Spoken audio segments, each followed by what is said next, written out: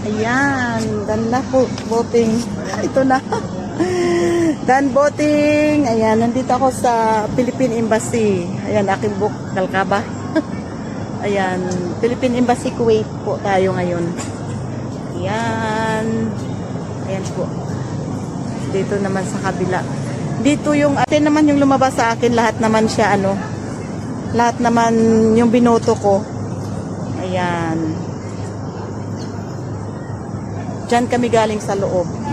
Ayan, okay na. Sana hindi tayo maalinlang. Sana hindi tayo madaya.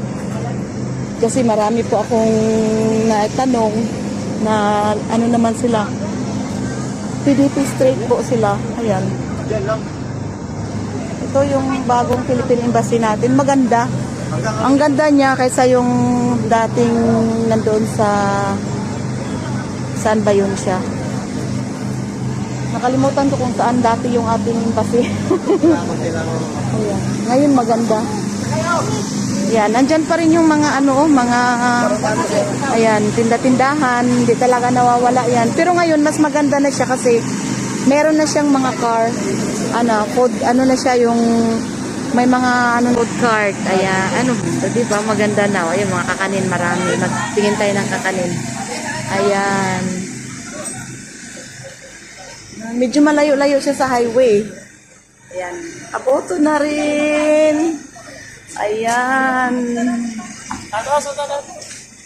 Marami, ayan o. Marami sila.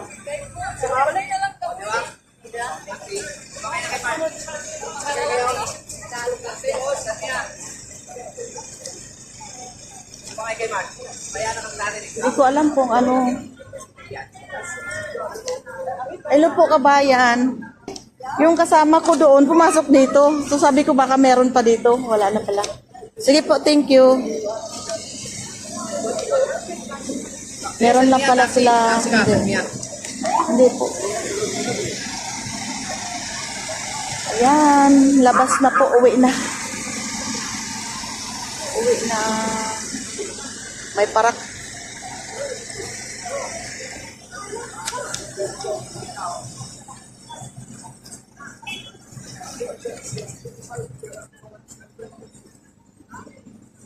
Maganda dito, ang ganda dito. Siguro magtagal na sila dito kasi tahimik at saka malayo sa ano, sa mga bahay-bahay. Mga yung nakaraan kasi ano talaga yung mga villa talaga bahay talaga ng Kuwaiti. Ngayon hindi na. Talagang building maganda. Maganda dito. Yan. Bye-bye na. See you next vlog. Yan, uwi na ako.